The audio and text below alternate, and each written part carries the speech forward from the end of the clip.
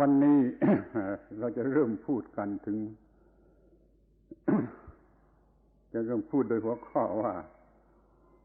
ทำอย่างไรจึงจะไม่เป็นทุกข์ถ้าท่านไม่มีความทุกข์ก็ไม่มีเรื่องที่จะต้องพูดพระพุทธศาสนาก็มีพูดแต่เรื่องทุกข์กับดับทุกข์ถ้าท่านไม่มีความทุกข์ก็ไม่ต้องพูดถ้าท่านมีความทุกข์นั่นแหละเราจึงจะมีเรื่องที่จะต้องพูดกันจะในแง่ของ suffering โดยเฉพาะหรือจะในแง่ของ dissatisfactoriness ทั่วๆไปก็ได้เรียกว่าความทุกข์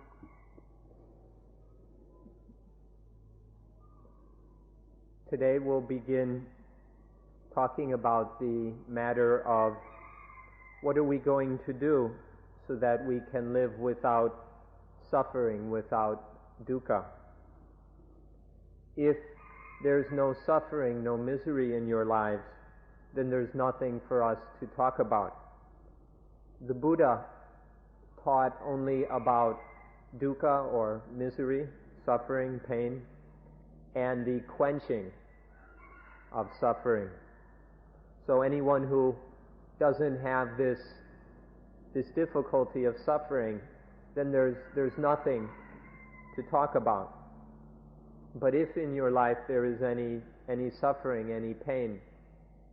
then we have something to talk about. And so we'll be speaking about dukkha,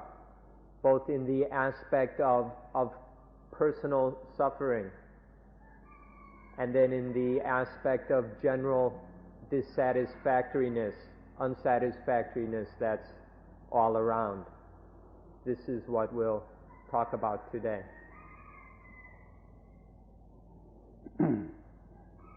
สิ่งที่ควรรู้ต่อไปอีกก็คือว่า ใครหรืออะไรที่เป็นทุกข์โดยหลักพุทธศาสนาไม่มีโซลไม่มีอีโก้หรือโซล มีแต่จิตแล้วก็มีร่างกายพร้อมด้วยระบบประสาทให้ครบถ้วนมีแต่ร่างกายกับจิตกับร่างกายรวมกันทำหน้าที่ได้อย่างประหลาดทำหน้าที่ได้อย่างประหลาดจนเราโง่ไปเองว่ามันเป็นโซลหรือเป็นตัวตนที่แท้ไม่มีโซลมีแต่กายกับจิตนั่นแหละเป็นผู้รู้สึกทุกข์ Something that we should know further is the question of who or what suffers. Who is it or what is it that suffers? In Buddhism, it's a very fundamental tenet that there is no such thing as a soul, an ego, a self, or anything of that sort. There's just mind, consciousness, and this body complete with the nervous system. And together this mind and body can do all kinds of strange and wonderful things. It's only our ignorance that mistakes this, that sees an ego, a self, or a soul in all of this activity. There's just the body and the mind. And it's this mind, no self or soul, but just the mind which suffers. แล้วก็ขอให้ทราบว่ามันทำงานร่วมกันจนเป็นสิ่งเดียวกันเราจะเรียกว่า body my body ก็ขอให้หมายความว่าสิ่งเดียวกันถ้าไม่มีจิตไอ้ร่างกายก็ทำอะไรไม่ได้ถ้าไม่มีร่างกายจิตจะทำอะไรไม่ได้นั่นมันต้องรวมกันทั้งสองอย่างมันจึงจะทำอะไรได้เราทำได้แปลกจนเข้าใจไปว่ามันเป็นโซลเป็นเซลฟ์ And then you must know further that because these two things work together, it's really one single thing. we can talk about body, mind, mind, body, but really it's just one thing. Without a body, the mind can't do anything, and without mind, the body is absolutely worthless. So it's only by the two working together that we've got anything worthwhile. And so it's really just one thing. It's this one thing working that does everything. But through ignorance, we take part of it to be a self or soul, although there's really no such thing. ทีนี้ก็รู้ต่อไปว่าสิ่งที่เรียกว่าจิตล้วนๆจิตล้วนๆไม่มีความทุกข์จิตล้วนๆไม่มีความทุกข์ไม่มีความรู้สึกที่เป็นทุกข์จิตเดิมแท้ล้วนๆไม่มีความรู้สึกว่าเป็นทุกข์แต่แล้วมันก็เป็นทุกข์เพราะมันมีสิ่งที่เรียกว่ากิเลสได้เกิดขึ้นมาใหม่แล้วจิตก็เป็นทุกข์ถ้าไม่มีกิเลสจิตก็ไม่เป็นทุกข์จิตล้วนๆไม่เป็นทุกข์นี่ตามธรรมดาทั่วไปมันมีกิเลสเกิดจึงเป็นทุกข์ที่เรารู้ธรรมะก็เพื่อรู้วิธีที่จะทำไม่ให้กิเลสเกิดเมื่อกิเลสไม่เกิดมันก็ไม่เป็นทุกข์เรื่องมันก็มีเท่านั้น The next thing we need to know is that the pure mind, the natural pure mind, does not suffer. There is no misery or pain in the natural mind, in this pure mind. But when something new arises, a new concoction we call the defilements, the kilesa, that is how suffering occurs. The original mind, the primal natural mind, doesn't suffer, has no suffering. But only when these new things, these defilements come up, only then does suffering occur. Ordinarily, the defilements are coming up all the time, all over the place. And so we study Dhamma in order to know how to not let the defilements occur. And when there's no defilements coming up, then there's no suffering, no dukkha. And that's all there is to know. ดังนั้นขอพยายามทำความเข้าใจว่าจิตนั่นคืออะไรกิเลสนั่นคืออะไรแล้วมันทำให้เป็นทุกข์ได้อย่างไรไอ้สิ่งที่เรียกว่าเซลล์หรือโซลนั้นไม่มีมันโง่ไปคิดว่ามีมันก็เป็นเรื่องไม่มีหรอกมันมีหลอกทำความเข้าใจเรื่องจิตให้ดีกับเรื่องกิเลสที่จะเกิดกับจิตให้ดีและความทุกข์มันจะเกิดขึ้นทั้งสามคำนี้สนใจมาเป็นพิเศษคือจิตคือกิเลสคือความทุกข์ So then it's necessary to know and understand three things. Know what the citta, the mind is. Know what mind is. And then know what these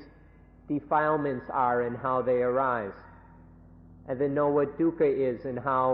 dukkha, suffering, misery, occurs because of the defilements. This is what we need to understand, these three things. As far as that self or soul that some people talk about, it's just a kind of ignorant thinking. It's just a kind of stupidity that mistakes things to be a self or a soul. But all that's taking place and all you need to know is just this mind, and then how the defilements happen, and then how suffering grows or comes out of those defilements. Just these three things: the mind, the kilesa, defilements, and dukkha, suffering, misery.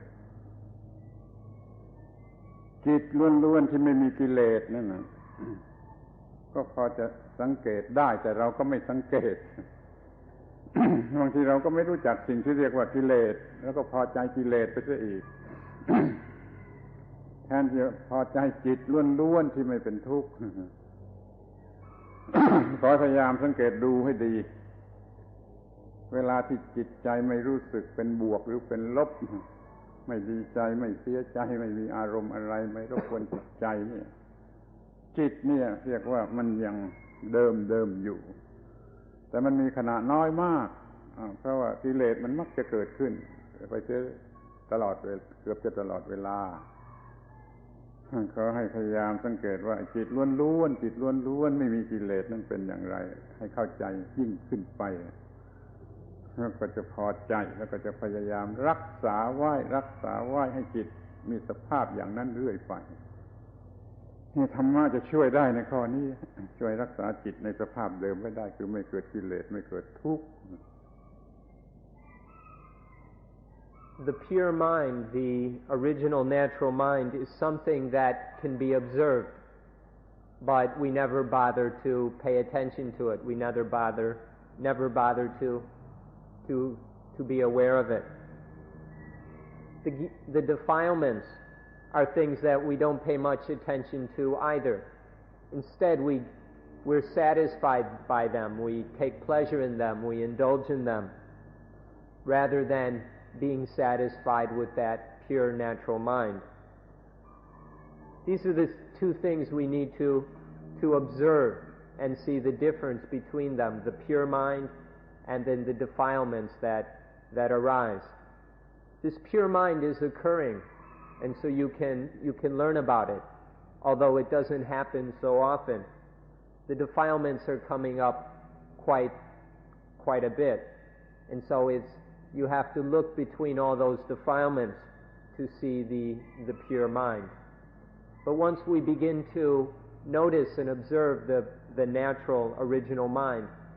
then we can learn how to maintain that state of mind, to preserve it, protect it. And this is what the Dhamma is for, to help us to protect, to maintain the pure original state of mind that is free of the defilements. ที่นี่เราก็จะมาพิจารณากันถึงข้อที่ว่ากิเลสเกิดขึ้นได้อย่างไรกิเลสเกิดขึ้นได้อย่างไรจะบอกกัน And so now let's examine the question of how do the kilesa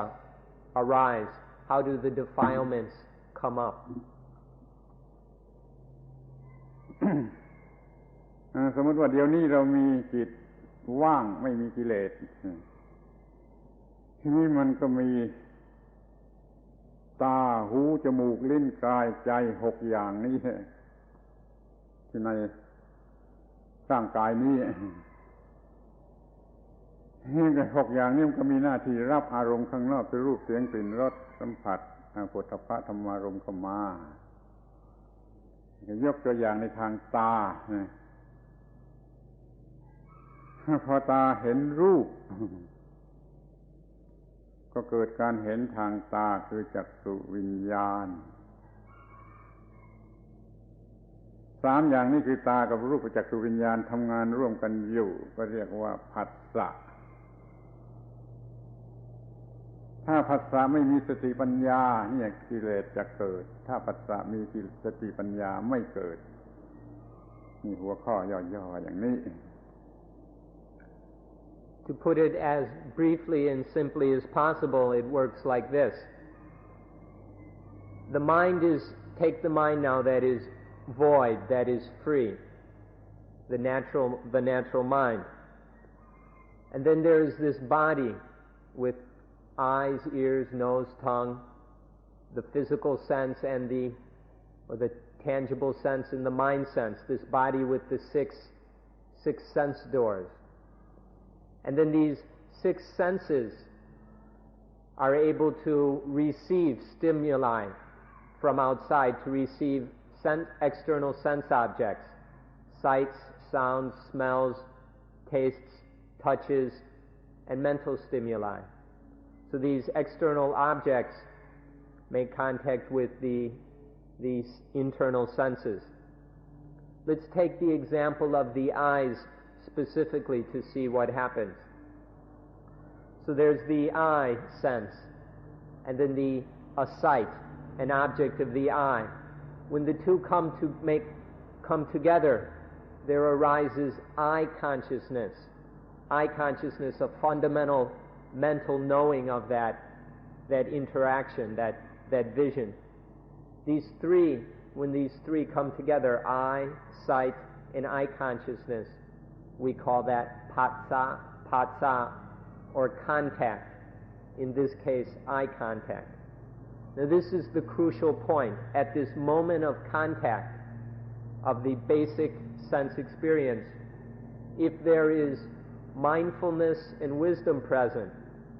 then no defilement arises. If it's mindful and wise, no defilement arises. But if mindfulness and wisdom are lacking, then defilement occurs. Put briefly, this is the crux of the matter. เมื่อคอนแทคเมื่อผัสสะไม่มีสติปัญญามันก็เป็นผัสสะโง่ผัสสะโง่มันก็คลอดเวทนา feeling ออกมาเป็นเวทนาโง่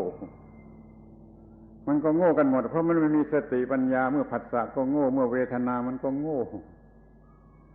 เนี่ยมันจิตมันไม่มีสติปัญญามันก็ไม่รู้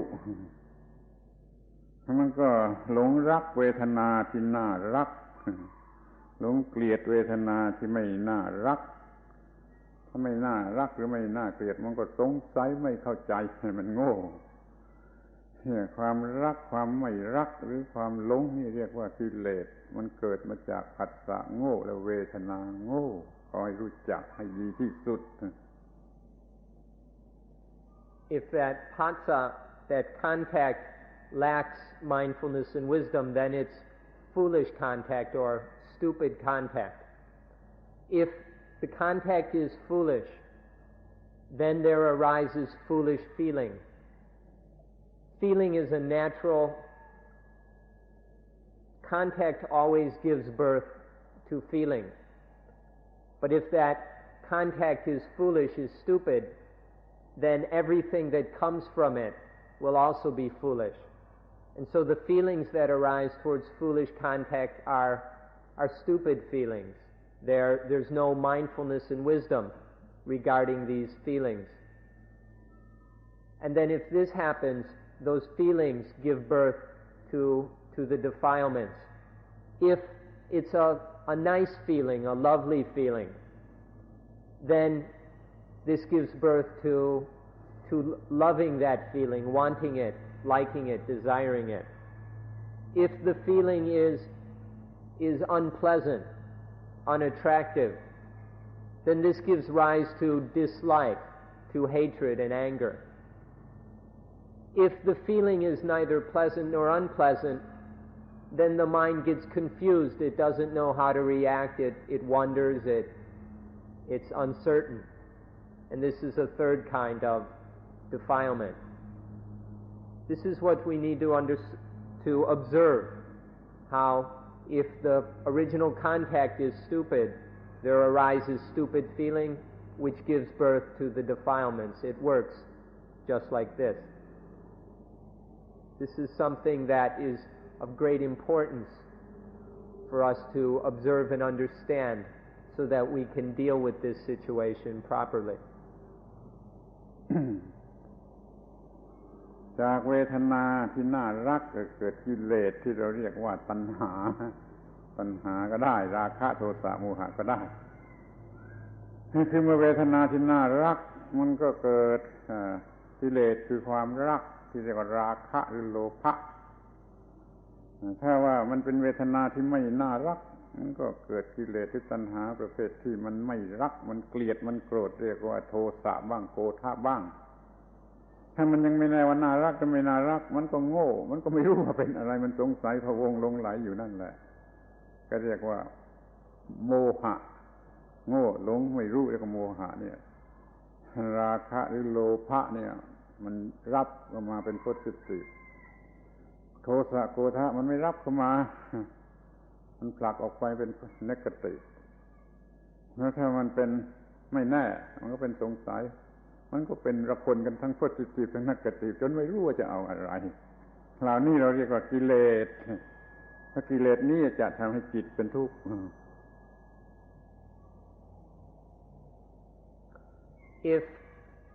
If the feeling is foolish, then it gives rise to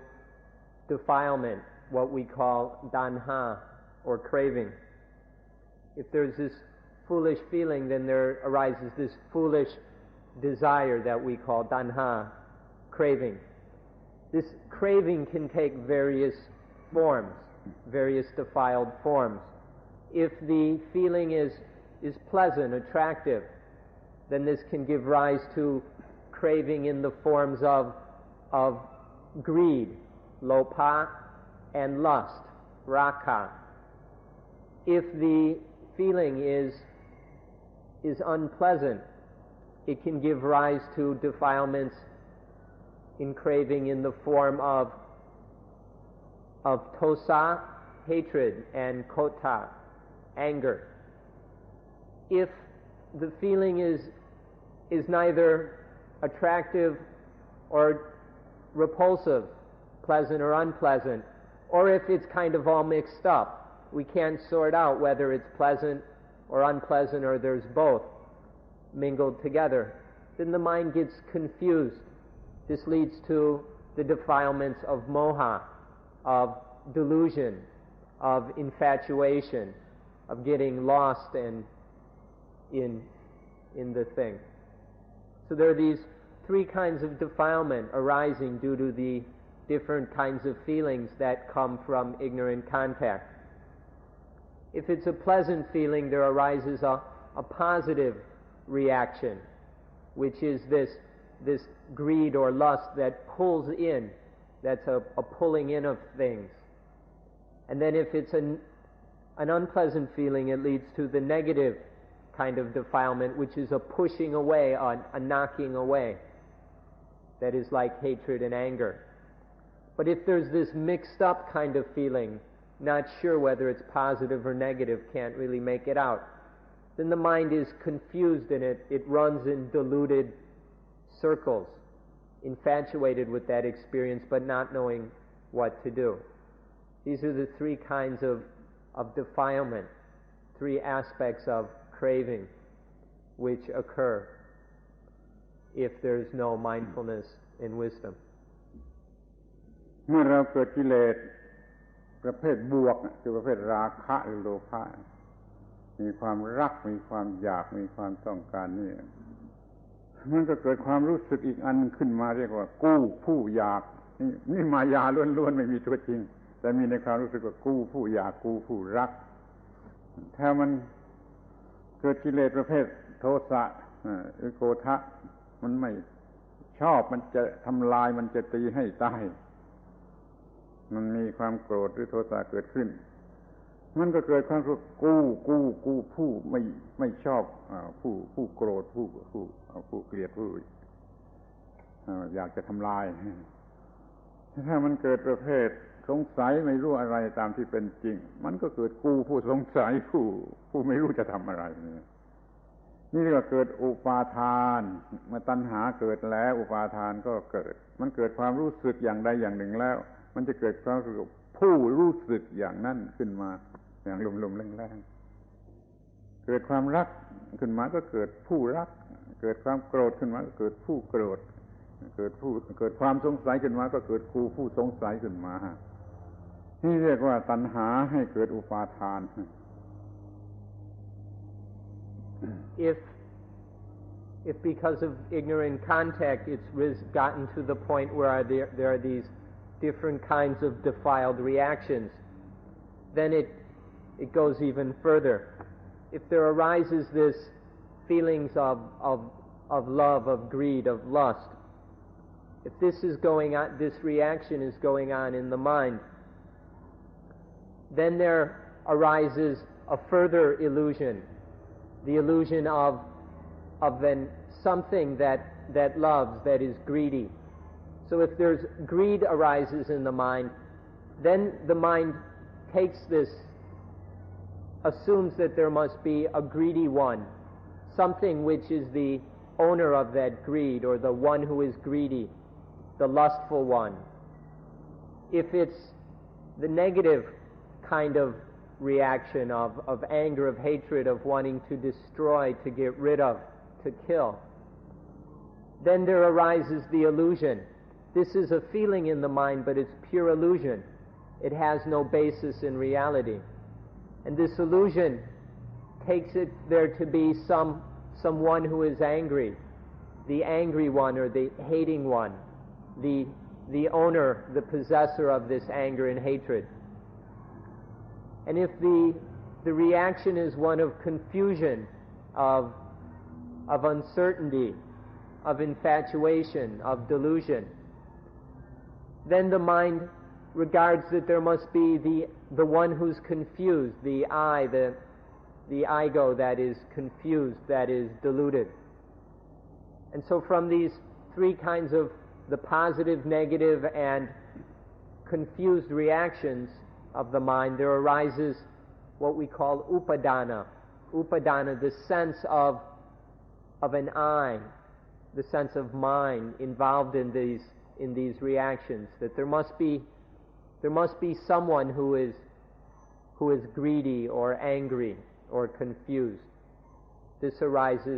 leads to what we call upadana, or clinging. โดยสรุปก็มีสามกิเลสก็มีสามพวกแรกราคะโลภะนี่มีอาการดึงดูดเข้ามาดึงอารมณ์เข้ามาพวกที่สองโทสะหรือโกรธะนี่ผลักออกไปที่ประเภทที่สามมันไม่รู้ มันก็เลยวิ่งอยู่รอบจิตของเราที่เคยหยุดเคยสงบเคยนิ่งเดี๋ยวนี้มันต้องทำหน้าที่ดูดเข้ามาบ้างผลักออกไปบ้างวิ่งอยู่รอบบ้างนี่คือตัวความทุกข์มันเป็นภาระหนักขึ้นมาที่จะต้องดูดเข้ามาหรือผลักออกไปหรือวิ่งอยู่รอบแล้วแต่ว่ากิเลสอะไรนี่ปัญหาจึงได้เกิดขึ้นจิตไม่เป็นอิสระแล้วจิตต้องทำงานอย่างนี้แล้วการทำงานอย่างนี้เป็นความหนักหรือเป็นความทุกข์ In short, there are three basic kinds of defilement. There's the greedy, lustful kind, which is a pulling in, a sucking in of experiences. The second kind is the anger, hatred kind, which is a pushing away, a trying to destroy and kill, a negative kind of defilement. And then the third kind is of confusion and delusion, where it's like the mind running in circles around the object of experience. There are these three kinds of defilement.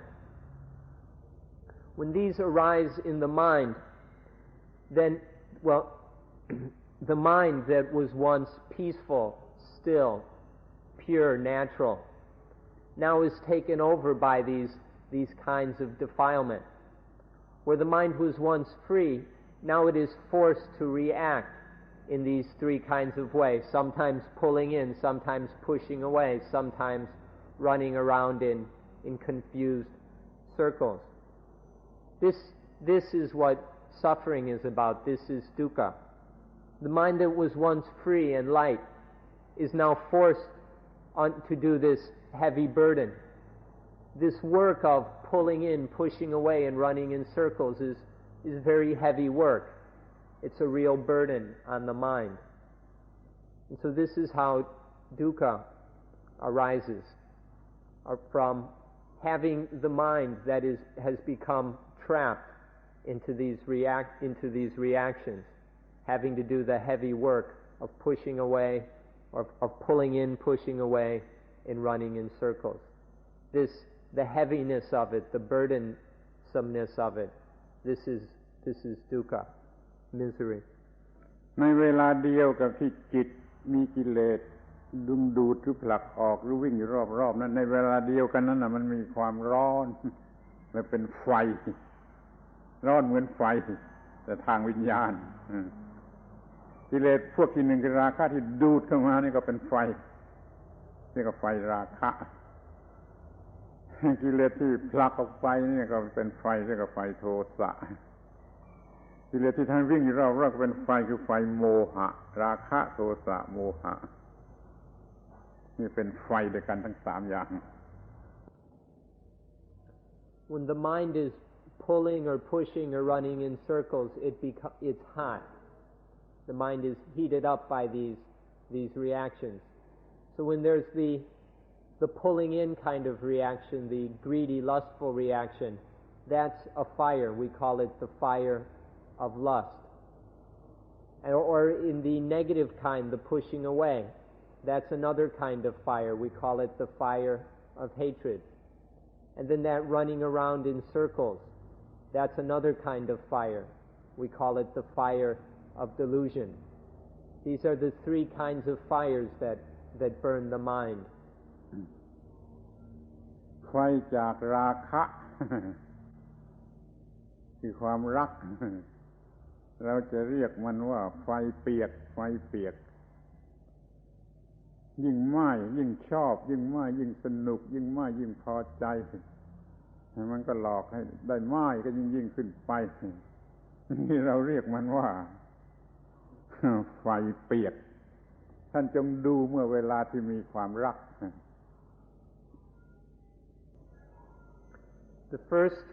The fire that comes from raga or lust, we say that this is the wet fire, the soaking fire. When lust arises, it burns the mind. But it's a kind of burning that we enjoy, we like it. It pulls us in, it entices us. We get infatuated with it, we indulge this loving and lusting. And so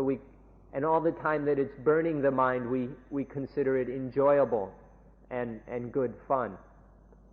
This is what we call the wet fire, the soaking wet fire of lust. พยายามรู้จักมันให้ดีที่สุดเมื่อท่านกำลังกลัดกลุ่มด้วยความรัก Try to know this as well as you can, because try and know this as well as you can every time that this feeling takes over the mind. ไฟที่2โทสะทุกผลักออกนั้นเราจะเรียกว่าไฟแห้งไฟแห้งตรงกันข้ามกับไฟเปียกไฟแห้งมันก็ลุกไหม้หรือเดือด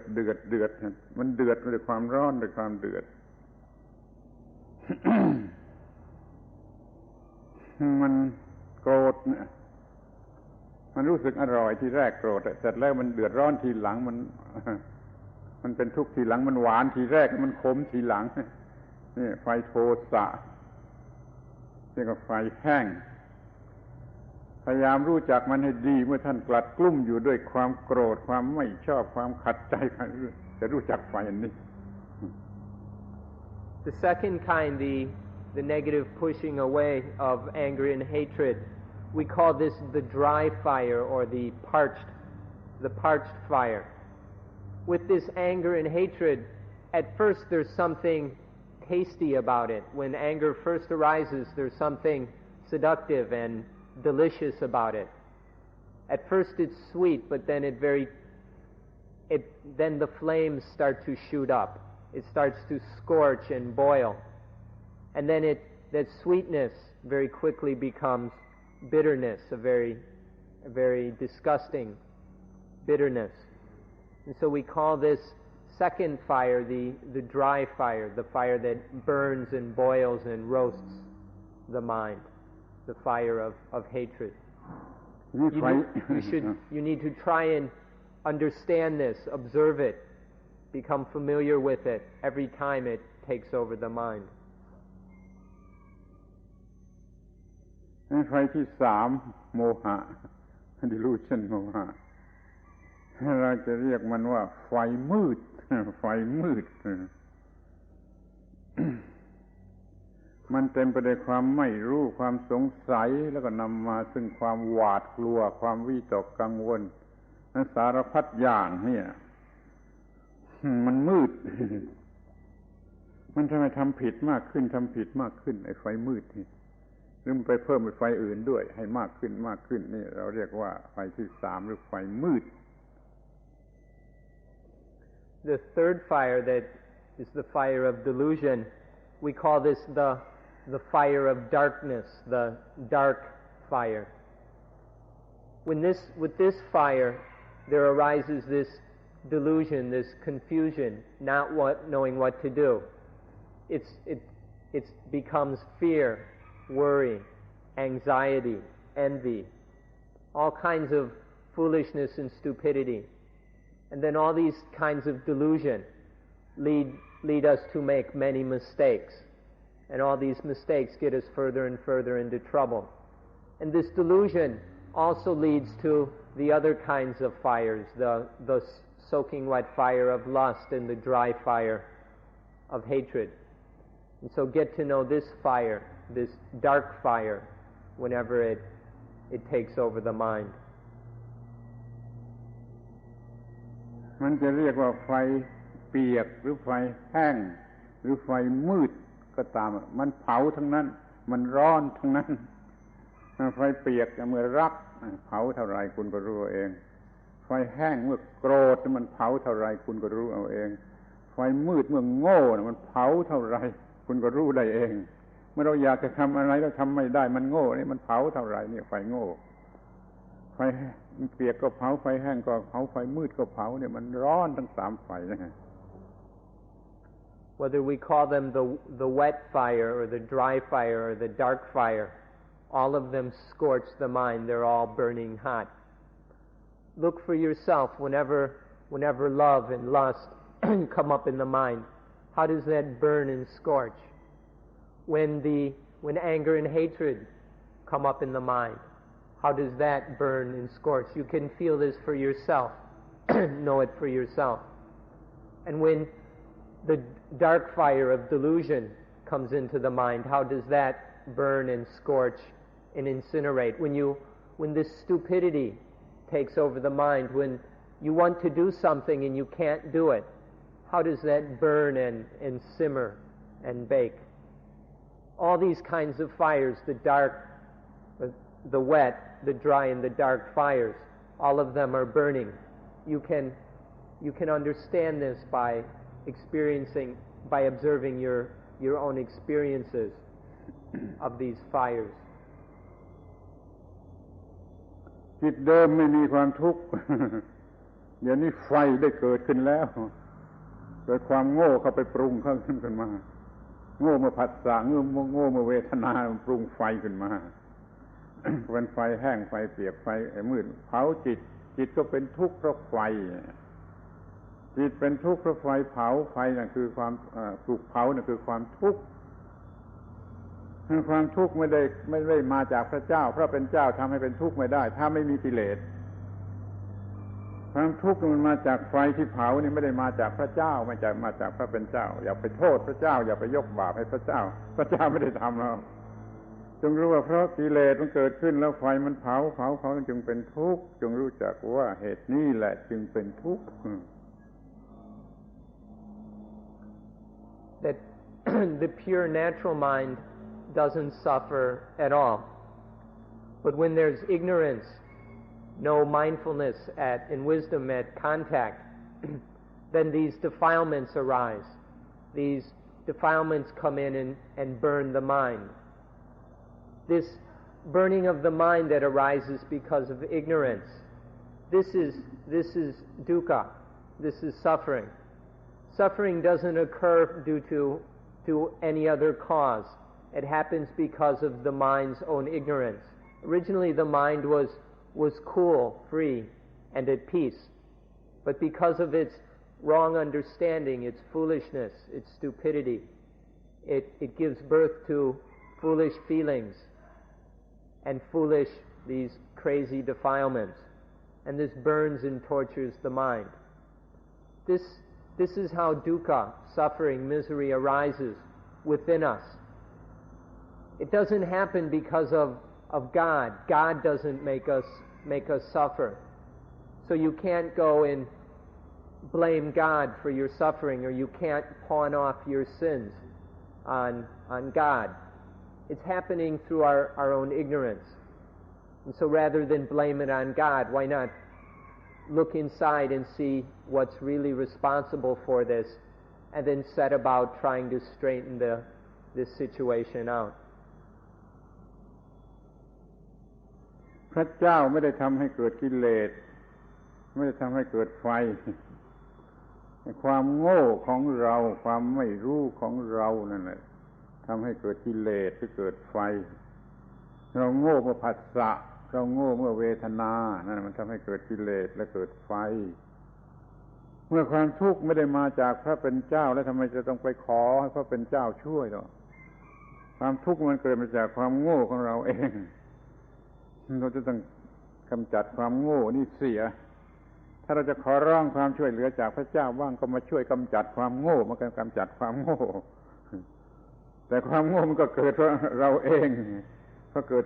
จากที่เราทำผิดเองเราต้องทำเสียให้ถูกนี่เราต้องศึกษาธรรมะเพื่อไม่ให้เกิดโง่ไม่ให้เกิดกิเลสไม่ให้เกิดไฟต้องศึกษาธรรมะ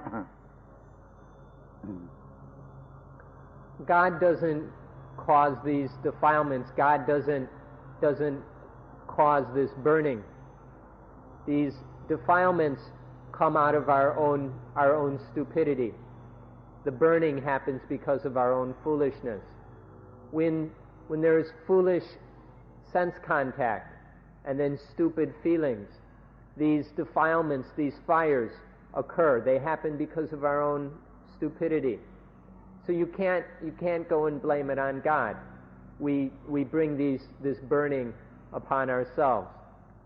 So then why go ask God to help us? If it's not God's fault, if God isn't causing the problem, then what good does it do to go and ask God for help? If the problem is happening within because of our own stupidity at contact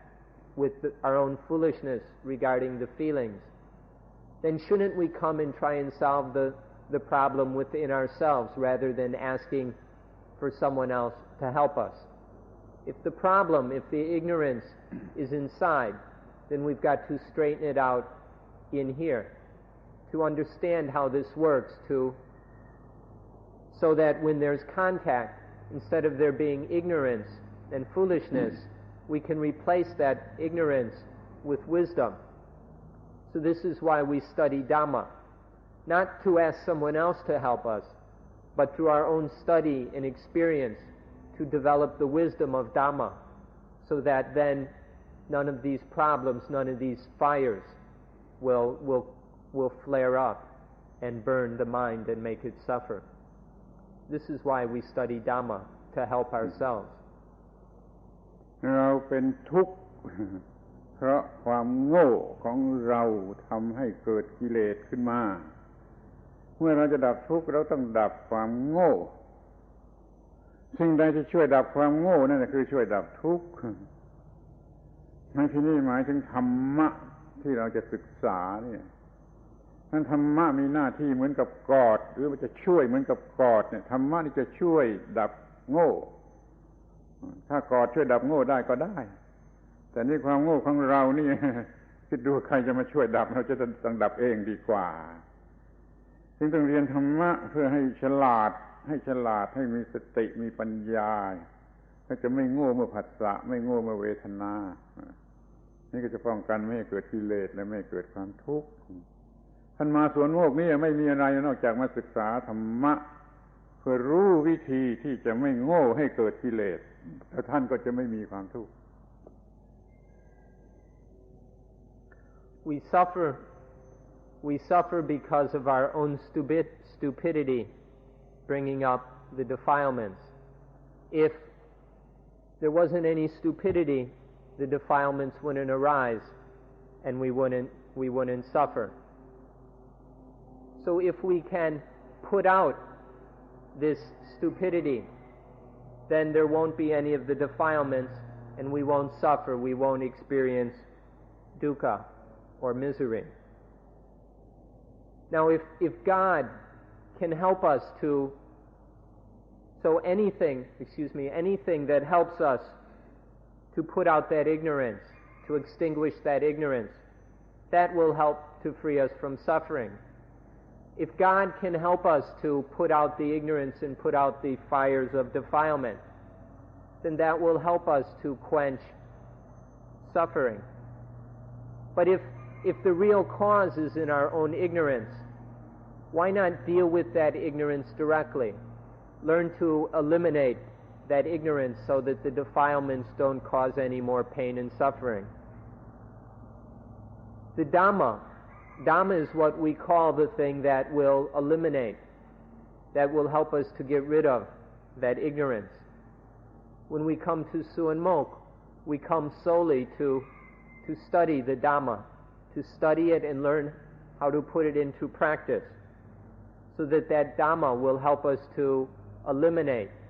to quench all stupidity and ignorance, so that the defilements no longer burn and torture the mind. You can ask God or someone else for help if you want, but why not just deal with our own ignorance, which is the real cause of all our suffering? And Dhamma is the thing which will help us to do that. การทำผิดที่เกิดมาจากความโง่ของเรานั่นแหละคือบาปหรือสิ้นคือการกระทำผิดเนื่องมาจากความโง่ของเราความโง่ของเรามันทำให้เกิดบาปเราต้องกำจัดความโง่ของเราก็เป็นอันว่ากำจัดบาปได้ก็คือกำจัดความทุกข์ได้ไม่ต้องไปรบกวนพระเจ้าไม่ต้องไปรบกวนพระเจ้าให้ลำบากแล้วเพราะว่ามันเกิดมาจากความโง่ของเรากำจัดความโง่ออกไปไม่มีความโง่แล้วก็ไม่ทำกิเลสไม่ทำบาปไม่ทำทุกข์ขอสนใจข้อนี้ให้มาก Because of the mistakes we make, because of our own stupidity, this is what causes sin. Sin is the product of the mistakes that we make because of our foolishness. All sin, all defilement just comes from our own mistakes because we don't understand correctly. And so to get rid of sin, all we have to do is get rid of this ignorance which is the cause of all sin. There's no need to go and pester God or bother God to come and help us. We can just deal with this problem on our own without making any trouble for God. And so learn to get rid of this ignorance which is the cause of defilements and all the mistakes we make, and then all sin. And then there won't be any suffering. ซาตานแท้ท่านที่ใหญ่หลวงที่อย่างยิ่งก็คือความโง่ของเราอวิชชาความโง่ของเรานั่นคือซาตานที่ใหญ่หลวงอย่างยิ่งถ้าเราฆ่าอวิชชานี่ได้ก็เท่ากับฆ่าซาตานได้ปัญหาหมดเลย Satan, the worst, most enormous Satan that exists, is our own ignorance. Our own foolishness is the real meaning of Satan. If we can eliminate and destroy this foolishness, this ignorance, then that's the same as killing Satan. And then there are no more problems. มาสวนโมกมาหาความรู้เพื่อกำจัดอวิชชาคือฆ่าซาตานนี่จะหมดปัญหาเพราะซาตานตายหมดไม่โง่ไม่ทำผิดเมื่อผัสสะเมื่อเวทนาอีกต่อไป If we can kill Satan, then every time that there is sense contact, any time there's seeing, hearing, smelling, and so on, then there's no ignorance. And so the defilements don't arise and there's no suffering. So just kill this Satan, and that will end all the problems. เรื่องของผัสสะหรือเวทนานะทางตาเป็นอย่างไรทางหูทางจมูกทางลิ้นทางกายทางใจก็เป็นอย่างนั้นยกตัวอย่างมาฟังเพียงเรื่องเดียวทางตา แล้วท่านก็ไปเข้าใจได้เองเรื่องทางหูทางจมูกทางลิ้นทางกายก็อย่างเดียวกันอย่าโง่เมื่อมีผัสสะหรือเวทนาทางตาทางหูทางจมูกทางลิ้นทางกายทางใจต่อไปเพราะตาหูจมูกลิ้นกายใจของเรามันทำหน้าที่อยู่เสมออย่าโง่ในขณะผัสสะและเวทนาเมื่อมันทำหน้าที่นี่จะไม่เกิดความทุกข์เลย This matter of contact and feelings, it works the same way for all the senses. The way that we just described it, how it works for the eyes, for the ears, nose, tongue, body sense, and mind sense, it works in just the same way. The way that contact and feeling operate, and whether there's mindfulness and wisdom or ignorance at that moment of contact and while feeling, it works exactly the same way. So though we've only described it in terms of the eye sense, you can understand how it works for all the other senses. And the essence is that if we're stupid at contact, then there will be stupid feelings, defilement, and suffering. So don't be stupid at contact. Learn to be mindful and aware. Learn to bring wisdom to that contact. That's what we need to know. การที่เราไม่โง่ ให้เกิดกิเลสเมื่อผัสสะและเวทนาทางตาหูก็ตามเนี่ยเราไม่โง่ให้กิเลสเกิดขึ้นมีเรียกชื่อว่าอาตัมมยตาคำนี้พิเศษแปลกประหลาดที่สุดขอช่วยจำแต่ยังไม่เข้าใจเดี๋ยวนี้ก็ได้ขอช่วยจำว่าจะอาตัมมยตาไม่โง่ให้เกิดกิเลสเมื่อผัสสะหรือเวทนาไม่เกิดกิเลสไม่เกิดความโง่ขึ้นมาปรุงแต่งจิตใจให้มันโง่จิตใจของเราไม่โง่ไม่ได้เมื่อมีผัสสะหรือเวทนานั่นแหละนี่ก็ความที่อะไรทำจิตใจให้โง่ให้เป็นทุกข์ไม่ได้เราเรียกว่าอาตัมมยตาคำสูงสุดในพระพุทธศาสนา The fact that at patsa, at contact, the mind isn't stupid and doesn't let any defilements arise, this fact we call adammayata. This is a word that hasn't been discussed very much in Buddhism, but it's a very special and powerful word. So even if you've never heard it before, or even if you don't understand it yet, please try and remember it so that you'll learn its meaning eventually. Adammayata is the fact that at contact the defilements aren't allowed to arise. Adammayata means the fact that nothing can make the mind stupid. The fact that nothing can make the mind hot. Nothing can defile the mind. This fact we call adammayata. The mind that has adammayata, nothing can mess it up, nothing can heat it up, nothing can defile it. We call this adammayata. It's the highest word there is in Buddhism. Adammayata. อาตัมมยตานั่นแหละมีค่ามีความหมายเท่ากับกอดถ้าจะมีกอดในพุทธศาสนาก็มีเรียกว่าอาตัมมยตาคือความที่ไม่ให้เกิดโง่จนปรุงกิเลสขึ้นมาในการสัมผัสอารมณ์คุ้มครองไม่ให้เกิดการปรุงแต่งด้วยความโง่ไม่มีความทุกข์นี่คุ้มครองเหมือนกับกอดเท่ากับกอดแหละคุ้มครองไม่ให้ความทุกข์เกิดมาได้เลยโดยสิ่งที่เรียกว่าอาตัมมยตาค่อยคุณพยายามมีให้มากฝึกอานาปานสติสำเร็จแล้วคุณจะมีอาตัมมยตาพอใช้ This adammayata has the value and the meaning of God.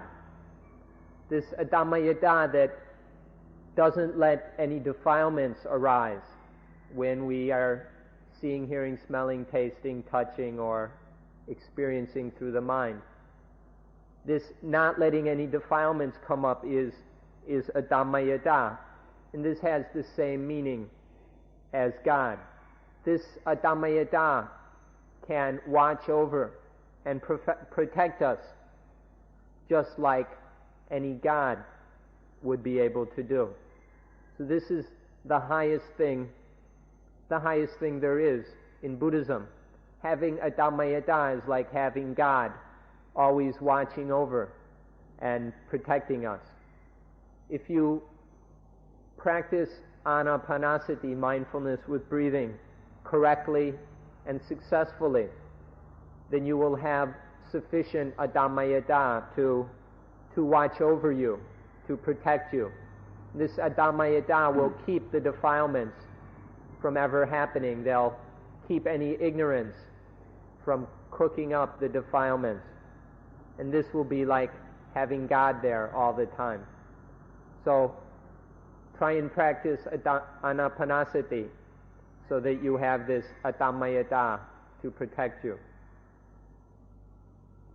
ถ้ามีอตัมมยตาเพียงพอ ก็หมายความว่าไม่โง่เมื่อผัสสะไม่โง่เมื่อเวทนา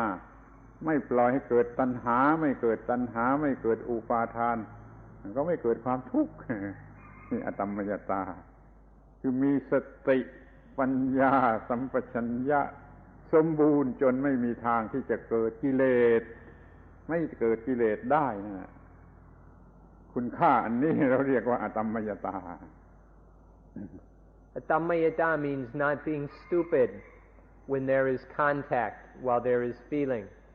And so then we don't let the contact in feeling, we don't let craving arise, we don't let upadana, grasping and clinging arise. And so there's no dukkha. This is a Dhammayata. Have it at patsa, and then everything is fine, and we're safe. ยิ่งกว่านั้นอตัมมยตาแล้วมันจะสามารถทำให้เวทนาหรือ feeling ไม่เป็นบวกไม่เป็นลบไม่เป็นบวกไม่เป็นลบขึ้นมาได้แล้วมันก็ไม่เกิดกิเลสได้ Further, a Dhammayata will not allow the feelings to become positive or negative. And if the feelings aren't positive or negative, then no defilements come up. สติก็ดีปัญญาก็ดีสัมปชัญญะก็ดีสมาธิก็ดีเราหาได้จากอานาปานสติ แล้วก็มีไว้ในลักษณะที่เป็นอตัมมยตาไม่มีทางที่จะเกิดทุกข์ได้ต่อไป Then having a Dhammayata is the same as having mindfulness and wisdom and clear comprehension and everything we need to control the defilements, to prevent the defilements. So whether we talk about mindfulness or wisdom, right understanding, or clear comprehension or concentration, all of these things can be developed and acquired through correctly practicing mindfulness with breathing. And then you'll have all of these things, mindfulness, wisdom, clear comprehension, and concentration, have them all in the form of a Dhammayata, meaning that the defilements can't arise. นี่เวลาที่เหลือนี่เราจะพูดกันถึง outline หรือ bird eye view ของอานาปานสติคือเรื่องกายเรื่องเวทนาเรื่องจิตเรื่องธรรม In the time that remains, we'll talk about an outline or bird's eye view of mindfulness with breathing, talking about the body, the feelings, the mind, and Dhamma. หมวดที่หนึ่ง เรียกว่า กายานุปัสสนามีความรู้ถูกต้องเกี่ยวกับกายเกี่ยวกับร่างกาย เราสามารถทำร่างกายนี่ให้สงบระงับด้วยการหายใจที่ถูกต้องทำกายให้สงบระงับด้วยการหายใจที่ถูกต้องนี่ใจความของกายานุปัสสนา The first stage of the practice is called Gayanupassana, the contemplation of body. And the essence of this contemplation of body is breathing correctly so that the body is calmed,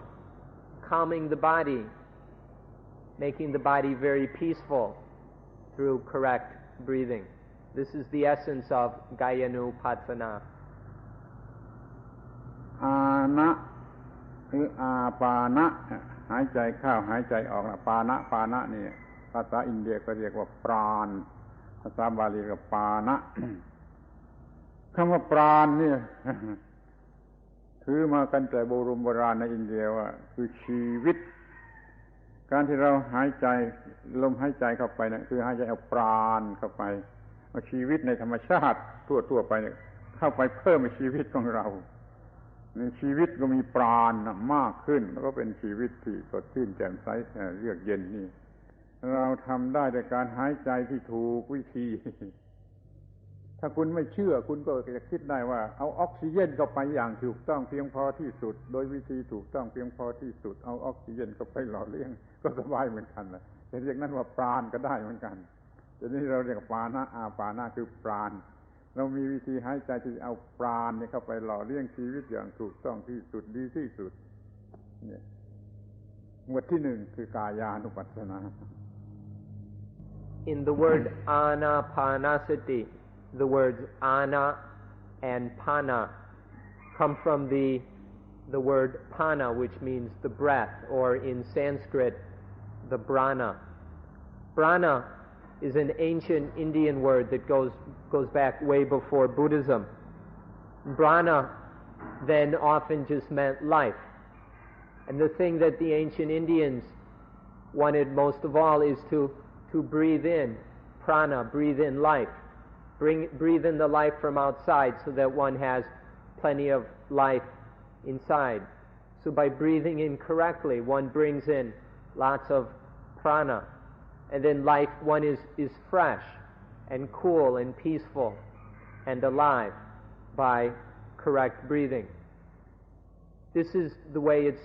talked about in the old Indian terms. If you don't believe that way of looking at things, it doesn't matter. You can just think of it in terms of oxygen. If you bring in oxygen in the right amount, in the right way, then physically life will be just right. This is what the first stage of mindfulness with breathing is about. พูดถึงคำว่าปราณก็อยากจะให้นึกถึงข้อความในไบเบิล พระเจ้าเอาดินมาปั้นเป็นรูปคนกันแล้วพระเจ้าก็หายใจปราณหายใจพระเจ้าหายใจเข้าไปในก้อนดินคือใส่ปราณเข้าไปในก้อนดินก็กลายเป็นอาดัมกับอีฟขึ้นมา ดูความหมายของปราณนี่ยิ่งมีมากเท่าไรก็ยิ่งดีปราณหมายความว่าอย่างนั้นเดี๋ยวนี้เราจะมีปราณของธรรมชาติในธรรมชาติที่มีอยู่ตามธรรมชาติเอามาหล่อเลี้ยงร่างกายนี่ดีที่สุดให้มากที่สุดให้เป็นร่างกายที่มีสมรรถนะที่ดีที่สุดเลยโดยการปฏิบัติอานาปานสติข้อที่หนึ่ง To understand this word prana, we'd like to remind you of a story in the Bible, how when God took a bunch of dust and soil and formed it into the shape of a man, and then God breathed prana into that lump of soil, and it became Adam and then Eve. It was this breath of life from God that animated the lump of clay and dust. And so in life, if we want to have bodies that are healthy,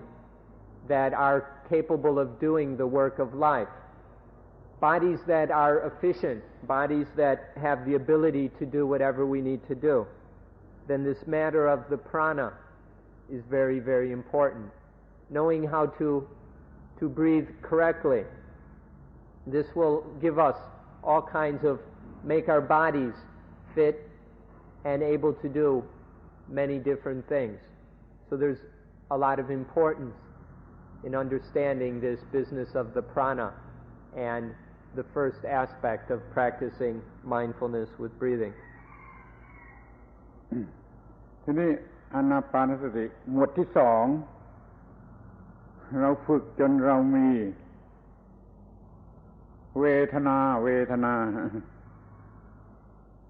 ที่ดีที่น่าปรารถนาที่สุดคือปีติกับความสุข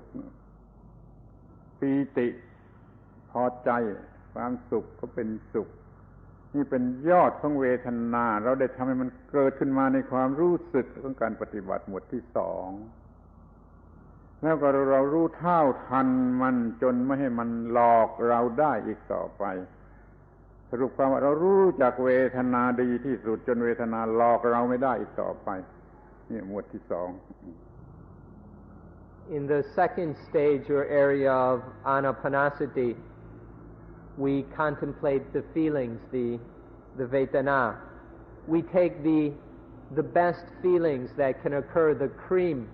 of all feelings, and we study them. The cream of the feelings are what we call piti, satisfaction, a very excited kind of satisfaction, and then sukha, which is happiness. This is the top of the feelings, the cream of the feelings. Normally they deceive us and trick us in all kinds of ways, but if we're able through anapanasati to understand them so that these feelings, these best of feelings, can no longer trick us, then we'll never again have any problems with any of the feelings. We don't have to go and worry about all possible kind of feelings. Just get these best feelings, these most attractive, most powerful, seductive feelings under control, and then none of the feelings will have any power over us. เดี๋ยวนี้เรารู้จักเนเจอร์ของเวทนาอย่างดีที่สุดจนมันหลอกเราไม่ได้อีกต่อไปทั้งในแง่ของ positive และ negative. Then we know the nature of the feelings as well as is possible, so that they'll never again be able to deceive us in positive or in negative ways ever again. ที่อานาปานสติหมวดที่สามเรื่องจิต เราจะศึกษาให้รู้จักจิตทุกชนิดและเราสามารถบังคับมันให้เป็นแต่ในทางที่เราต้องการเราบังคับจิตได้ตามที่เราต้องการนี่คือหมวดที่สาม The third stage of anapanasati is contemplation of mind, cittanupassana. In this we study all possible kinds of mind. We study all the different kinds of mind, and then learn to be able to regulate the mind, to maintain it in whatever shape or condition we need it to be in. Through this third area of mindfulness of breathing, we can regulate the mind in any condition that we wish. ทีนี้กลุ่มที่สี่กลุ่มสุดท้ายศึกษาเกี่ยวกับธรรมะหรือ truth natural truth ทุกอย่างทุกประการใน natural truth จนเรารู้จักมันตามที่เป็นจริงจนมันหลอกเราไม่ได้เราเห็นความไม่เที่ยงความเป็นทุกข์ความเป็นอนัตตาความเป็นอิทัปปัจจยตาของมันจนเราไม่ไปหลงในมันเราก็เลิกยึดถือในมันโดยเฉพาะอย่างยิ่งเลิกยึดถือในเซลฟ์ในโซลก็เลยไม่มีกิเลสไม่มีความทุกข์เพราะรู้ natural truth universal truth คือธรรมะนี่คือหมวดที่สี่ Then the last stage or area is Dhammanupassana, contemplation of Dhamma, of truth, of natural truth, the truth of all nature. We study the truth of all natures, of all things, until we see that all things, we see every aspect, every level, every nook and cranny of natural truth. We look and see that everything in nature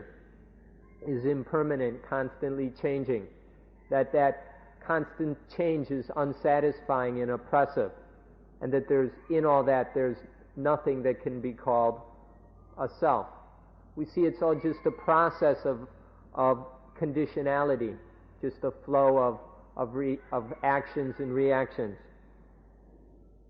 Studying this until seeing atamayata, where none of it can lead to any defilement, so that none of it can bring up any clinging, any grasping in the mind, especially grasping at anything as I, as mine, as self. Understanding all this is the meaning of the last stage of anapanasati, understanding the truth of things until nothing has the power to stir up any attachment, and so that we know there's nothing worth attaching to ever again. มันมี4กรุ๊ปละ4สเต็ป16สเต็ปเท่านั้นแหละขอคุณพยายามอย่างด้วยความพยายามดีที่สุดของคุณปฏิบัติมันให้ได้แล้วก็คุณจะได้สิ่งประเสริฐสุดที่จะแก้ปัญหาทั้งปวงได้คืออตัมมยตาทีนี้จะไม่มีความทุกข์ไม่โง่เมื่อผัสสะไม่โง่เมื่อเวทนาไม่มีตัณหาไม่มีอุปาทานไฟไม่มีแก่จิตใจต่อไปไม่มีความร้อนไม่มีความทุกข์ไม่มีความทุกข์เพราะปฏิบัติอานาปานสติสำเร็จแล้วได้เครื่องมือที่ดีมาตัดต้นเหตุของความทุกข์เสียเรื่องก็จบ So there are these 4 stages or areas of practice in mindfulness with breathing. Each of these stages is made up of 4 steps. So altogether there are 16 steps. That's all there are, these 16 steps. If you do your best in your best way to practice anapanasati on all levels, then you'll end up with the best possible thing you could ever find, which is atamayata, so that there's no more foolishness at contact, and so no more defilements come up, and there's no more burning and tormenting of the mind. With this, through anapanasati, you can get this atamayata, and then there will be no more misery, no more dukkha for the mind. So practice this as best you can, do your best, and then with time you'll end up with this best possible thing. ขอให้คุณทุกคนประสบความสำเร็จในการปฏิบัติอานาปานสติแล้วก็มีอตัมมยตาก็ฆ่าซาตานตายหมดถ้าทุกคนมีอตัมมยตาในโลกนี้ก็ไม่มีซาตานขอยุติการบรรยายในวันนี้ So may you all be successful in your practice of anapanasati, and may you all have enough atamayata to kill Satan. And if everyone in the world can kill Satan, then there's no more Satan in the world. May we end today's lecture at this time.